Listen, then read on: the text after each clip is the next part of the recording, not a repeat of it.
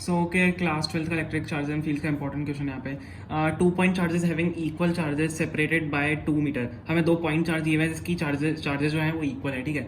So by they are separated by 2 metre distance. Experience the force of 4 Newton.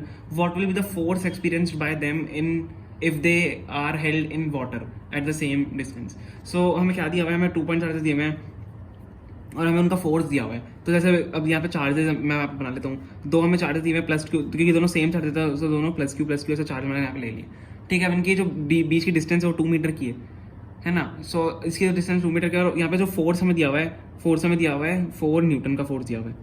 अब यहाँ पे क्या होगा, देखो हमें क्या दिया हुआ है, what will be the force experience by them if they are held in water at the same distance रहेगी वाटर में अगर होंगे। तो देखो इसमें डिस्टेंस का हमें कोई लेना देना नहीं होगा आंसर से। सो जब भी आपको दिया जाए किसी मीडियम में, जैसे ऑयल में दे दिया, वाटर में दे दिया, आपको वैक्यूम में दे दिया।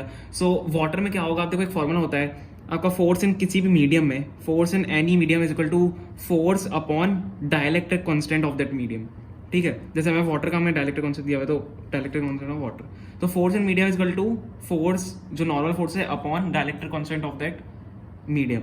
सो ये आपका फॉर्मूला होता है। अब मैं फोर्स इन मीडियम की अगर बात करूँ, अगर निकालेंगे तो फोर्स कितना है, 4 न्यूटन है, अपॉन हमें क्या दिया हुआ है कांस्टेंट 80 दिया हुआ है। इतना इजी क्वेश्चन था, बस इसको हमें इसको सॉल्व करना है। तो 4/80 क्या हो जाएगा, 1/20 न्यूटन लिख सकते हो।